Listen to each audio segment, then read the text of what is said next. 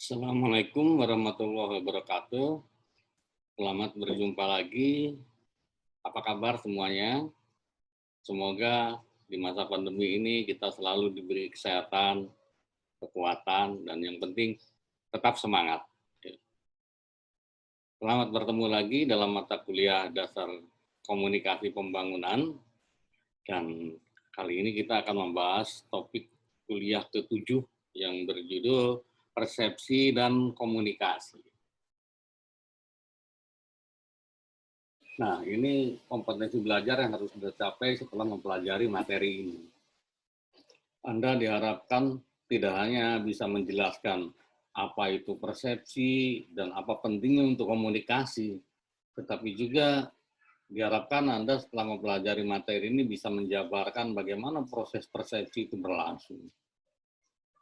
Apa saja faktor-faktor yang mempengaruhi proses itu dan juga hasil dari persepsi, serta apa prinsip-prinsip dan sifat-sifat khas persepsi yang harus kita perhatikan sehingga kita bisa menerapkan dalam rangka berusaha untuk mempersepsi dengan akurat.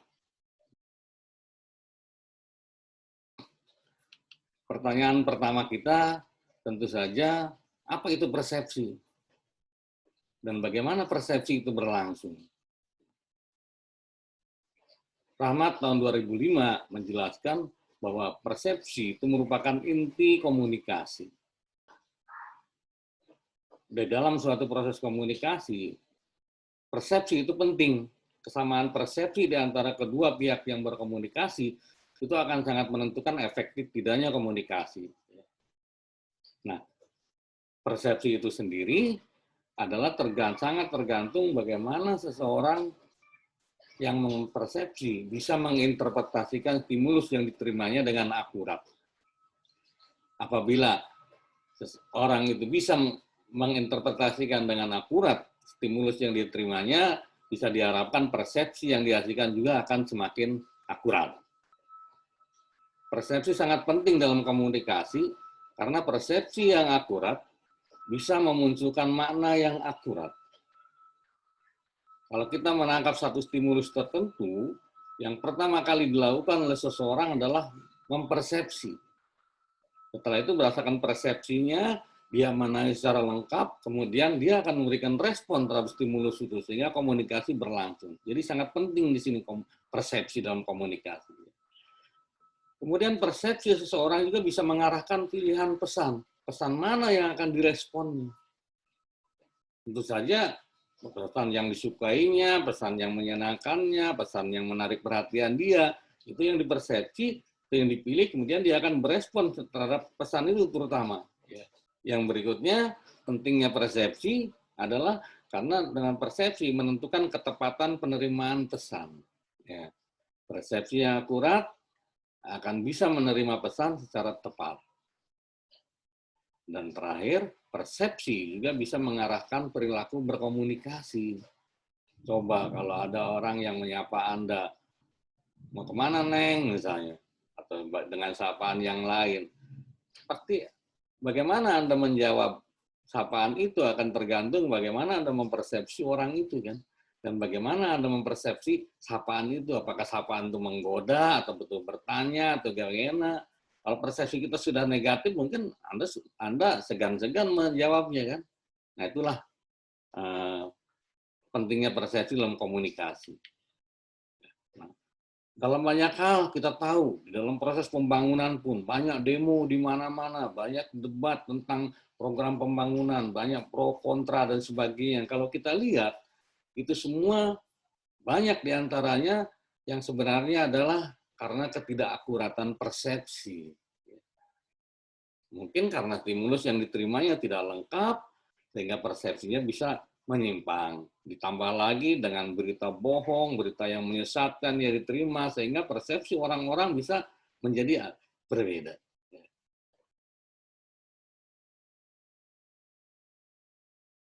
Nah, yang jelas dalam komunikasi pembangunan, persepsi juga sangat penting. Anda bisa lihat di repositori IPB, misalkan banyak hasil penelitian yang mengungkapkan pentingnya persepsi. Ini antara lain saja saya ungkapkan 3 hasil penelitian. Susiatik 98, Mutakin 98, Ikhwanuddin 98. Susiatik meneliti langsung antara hubungan antara persepsi dengan partisipasi masyarakat. Semakin baik persepsinya, partisipasinya juga semakin baik. Penelitian-penelitian lain, walaupun tidak secara khusus meneliti tentang persepsi, tapi di bagian bahasannya banyak yang mengungkapkan bahwa semakin baik persepsi orang-orang tentang suatu program pembangunan, maka semakin baik partisipasinya dan program pembangunan itu sendiri berjalan semakin baik, semakin lancar. Apa jadi itu persepsi? Apakah persepsi itu satu jenis dari komunikasi? Saya kira bukan. Persepsi satu proses yang terjadi di dalam diri individu pada saat dia sedang berkomunikasi. Itu yang kita bahas pada saat ini.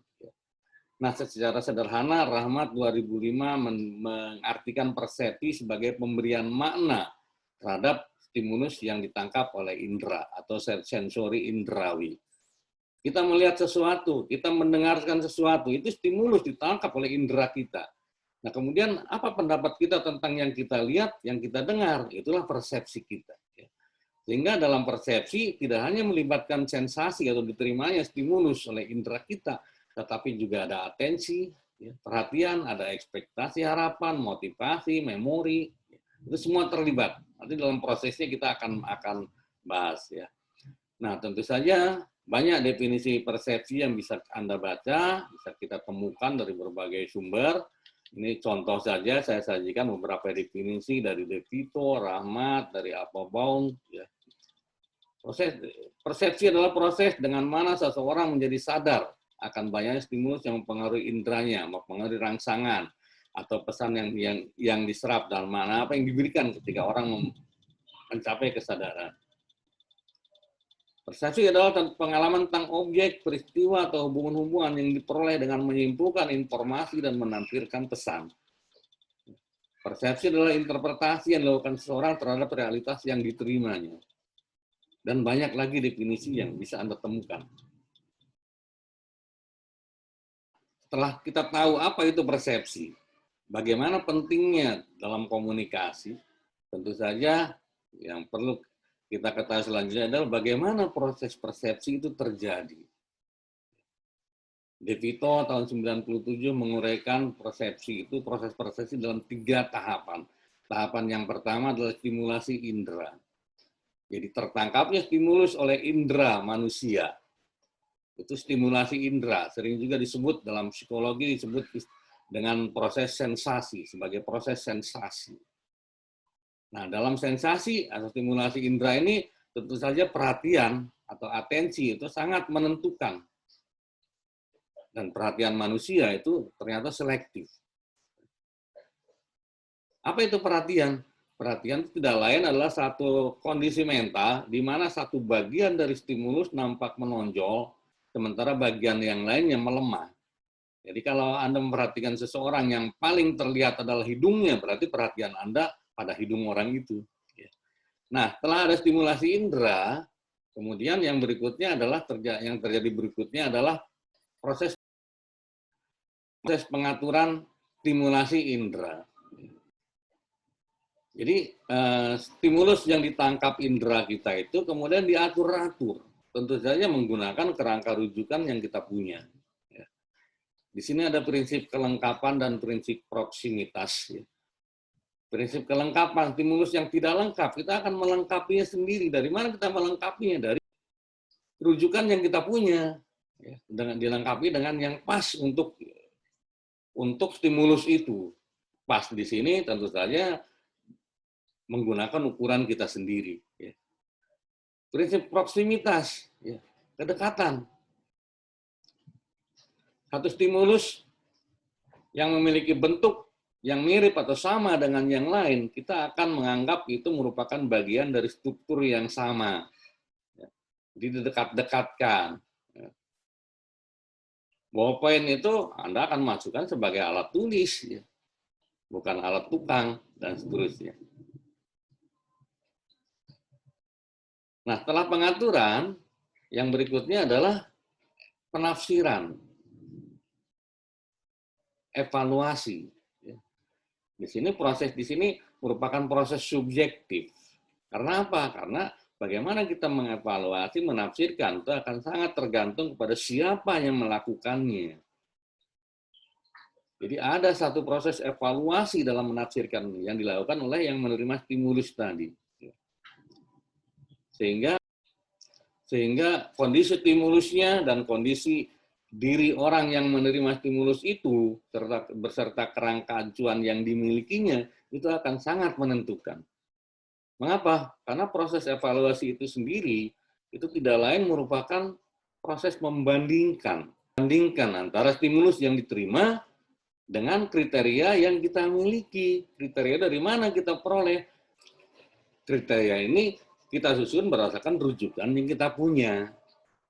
Nah, itulah 3 tahapan proses persepsi di dalam diri kita yang diungkapkan oleh De Vito. Satu hal lagi yang harus kita pahami tentang persepsi ini, ada perbedaan antara persepsi objek dan persepsi interpersonal. Persepsi objek itu adalah persepsi tentang benda, sedangkan persepsi interpersonal itu adalah persepsi tentang manusia. Rahmat 2005 mengungkapkan 4 beda antara persepsi objek dan interpersonal. Yang pertama, dalam persepsi objek, stimulus yang kita terima itu adalah hanya stimulus fisik. Stimulusnya dalam bentuk gelombang suara atau gelombang cahaya, getaran, dan sebagainya. Temperatur juga. Itu stimulus. Kita bisa melihat sesuatu karena sesuatu itu memantulkan gelombang cahaya yang ditangkap oleh mata kita.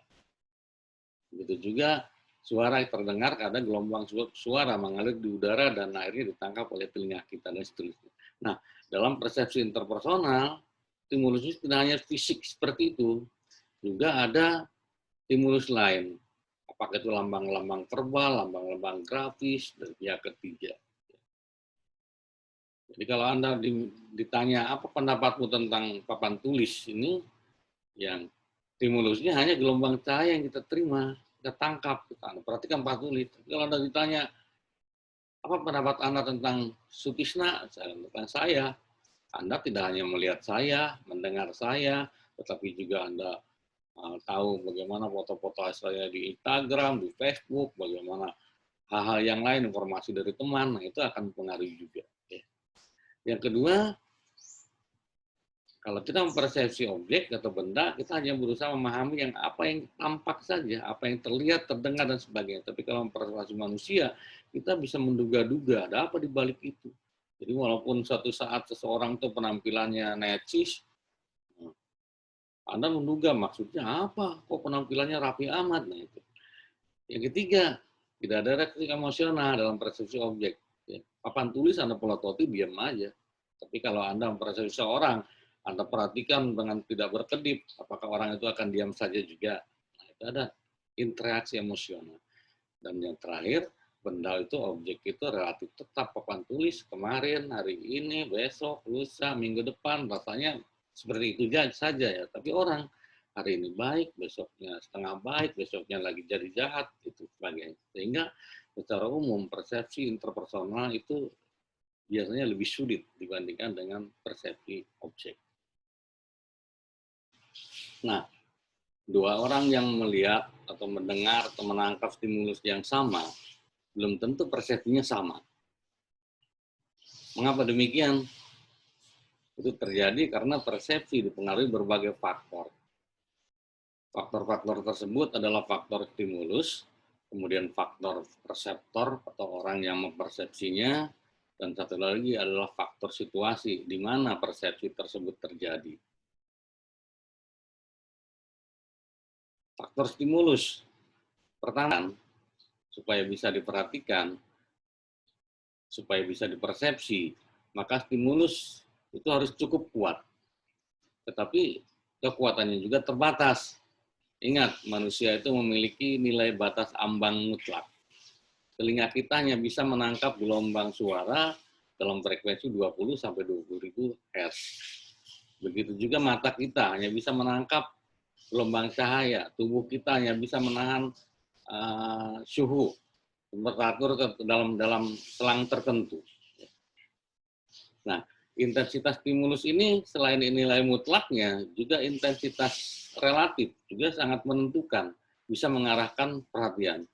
Misalnya orang jangkung di tengah orang pendek pasti akan paling terlihat, atau sebaliknya, orang putih di tengah orang hitam juga sama ya. Makanya kalau Anda tidak ingin kelihatan hitam, jangan berdampingan dengan orang atau teman yang lebih putih dari Anda. Akan kelihatan sekali hitamnya Anda. Berikutnya, faktor-faktor yang ada dalam stimulus yang bisa juga mengarahkan perhatian, itu adalah ada gerakan, kebaruan, dan perulangan. Manusia itu lebih tertarik pada segala sesuatu yang bergerak. Sehingga walaupun kita sudah ngobrol, ada yang melintas, pasti terlihat ya, karena bergerak. Juga kita lebih tertarik pada hal yang baru. Jangan kaget kalau Anda datang ke toko swalayan, ke toko baju, pasti melihat baju, sepatu, atau apa yang ada di situ, akan bagus kelihatannya. Lebih bagus dari yang kita punya. Karena itu baru.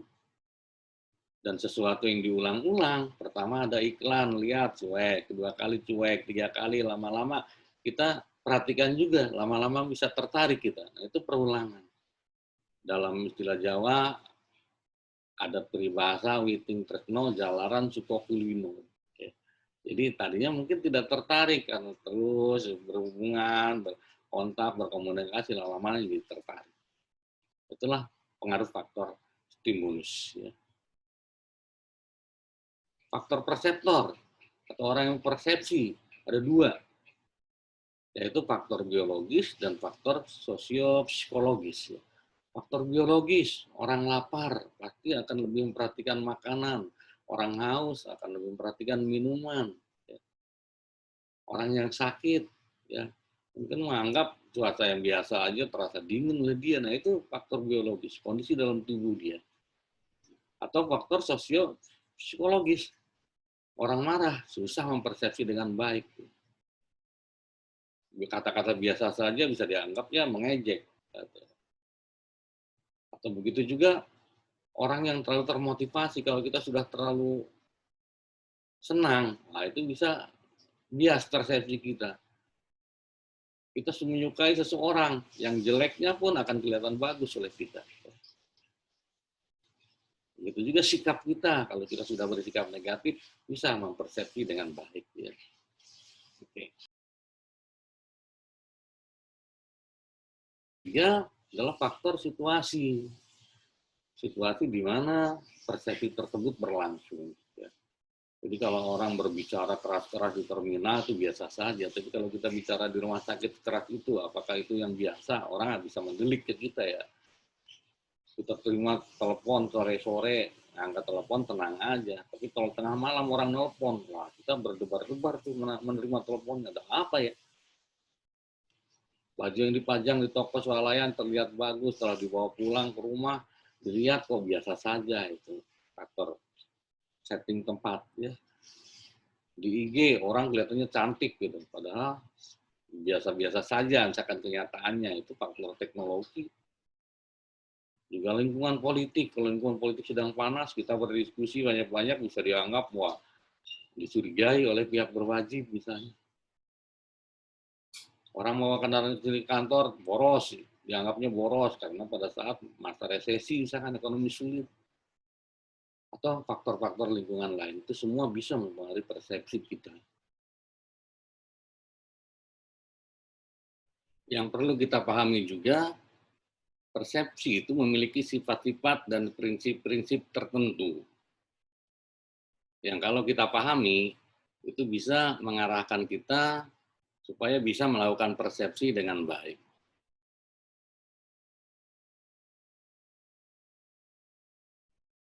Tiga sifat persepsi yang pertama adalah dikatakan bahwa persepsi itu bersifat subjektif, evaluatif, dan kontekstual. Persepsi adalah subjektif. Mengapa? Karena persepsi dilakukan oleh seseorang. Jadi hasilnya tergantung dari orang itu. Kriteria yang digunakannya juga dia punya. Ya.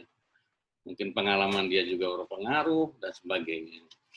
Kemudian persepsi itu bersifat evaluatif. Artinya persepsi merupakan hasil dari evaluasi. Membandingkan fakta dari stimulus yang dia terima dengan kriteria yang dia miliki. Yang ketiga, persepsi bersifat kontekstual. Artinya terkait dengan tempat, orang tidak hanya mempersepsi objeknya, tetapi di mana objek tersebut berada. Jadi kalau ada seorang teman dengan rambut yang kusut, mata merah, jalan gontai, pagi-pagi, jalan dari perempatan jalan, Anda persepsinya negatif kan. Tapi ada teman Anda yang lain dengan penampilan yang sama, keluar dari studio atau dari laboratorium, apakah Anda berpersepsi negatif juga? Tentu saja tidak kan.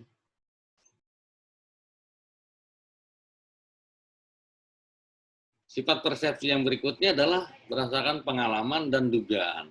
Jadi persepsi, kita mempersepsi itu menggunakan pengalaman sebagai kerangka rujukan. Ada seorang pemuda perlente, turun dari BMW, seorang mahasiswa mengatakan, wah cool. Tapi mahasiswi di sebelahnya mengatakan, awas lo, itu playboy. Mengapa berbeda? Mungkin keduanya memiliki pengalaman yang berbeda tentang penampilan seperti itu. Kemudian persepsi bersifat dugaan adalah hasil dari kita menduga-duga. Kita harus menyimpulkan stimulus yang kita terima yang terbatas. Dan kita melengkapinya. Melengkapinya dengan apa? Nah, itu kita menduga-duga, mereka-reka di situ. Ya. Dikaitkan dengan konteksnya, dikaitkan dengan rujukan kita, dan sebagainya.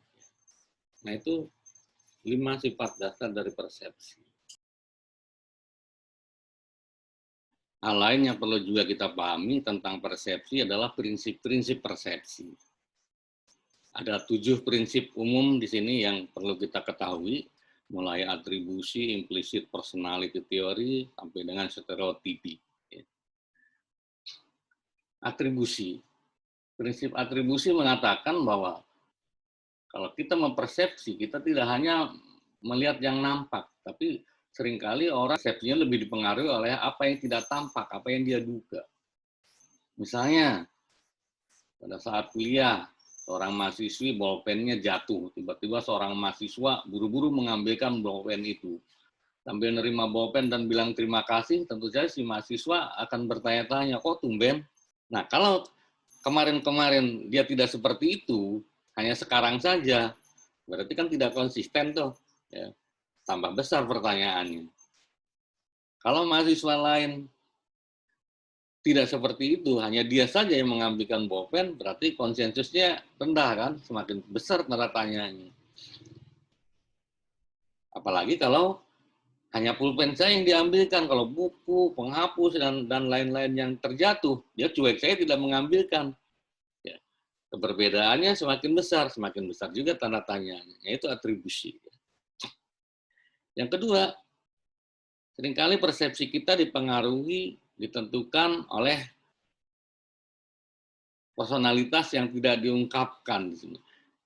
Pada saat kita persepsi, seringkali kita memperoleh stimulus yang tidak lengkap, dan kita akan melengkapinya dengan label lain. Kita memberi label, dan kemudian melengkapinya dengan label-label lain yang setara dengan label itu. Jadi kalau orang baik, jujur, pasti kesananya tuh suka menolong, dilengkapi sifat-sifat itu dengan sifat yang sejenis. Kalau kita tahu teman kita ini orangnya jujur, orangnya suka menolong, orangnya sabar, tidak mungkin kan kita lengkapi dengan sifat lain, dia suka maling dan sebagainya, kan tidak. Nah, itu teori personalitas yang tidak diungkapkan. Jadi ini sering dipakai oleh para penipu dengan penampilan yang sopan, pakaiannya rapi, kata-katanya halus, sehingga kita percaya dia orang baik, padahal akhirnya dia menipu. Yang ketiga, tentang ramalan itu sendiri. Kalau kita sudah terlanjur menganggap sesuatu itu A, maka persepsi kita akan cenderung mengarah ke sana.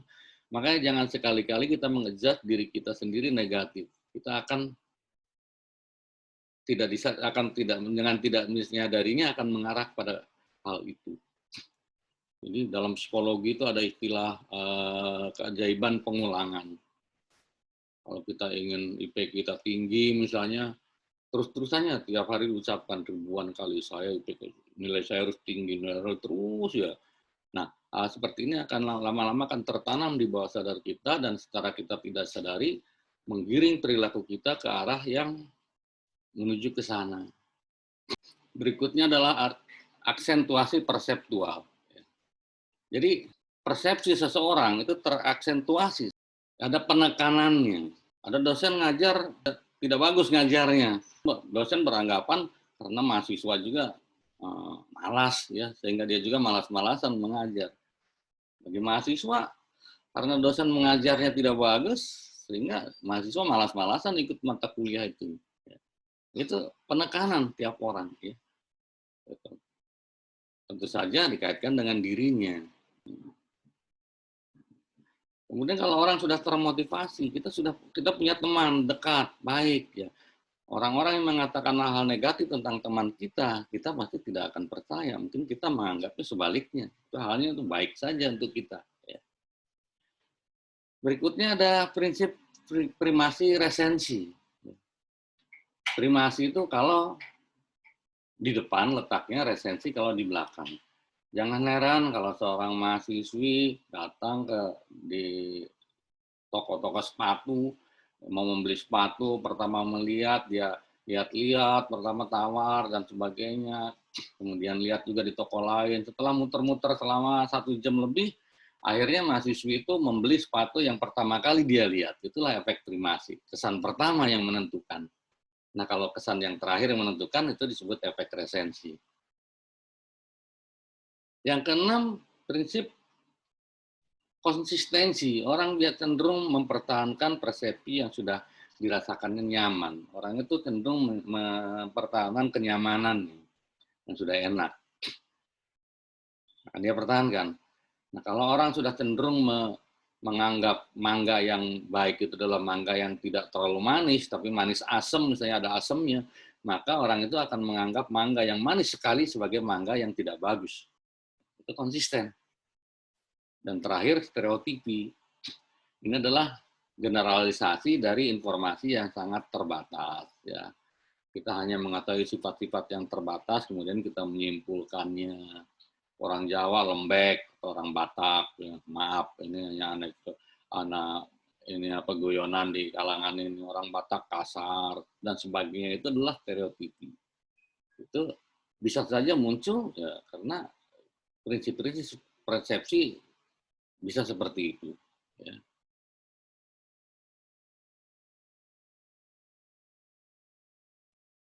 Ini rujukan yang digunakan dalam materi ini.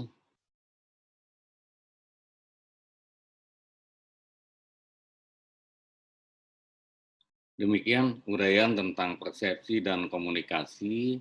Terima kasih atas perhatiannya. Semoga kita selalu sehat dan tetap semangat. Selamat belajar, karena ini adalah pertemuan terakhir sebelum UTS. Selamat bersiap-siap menghadapi UTS. Semoga sukses.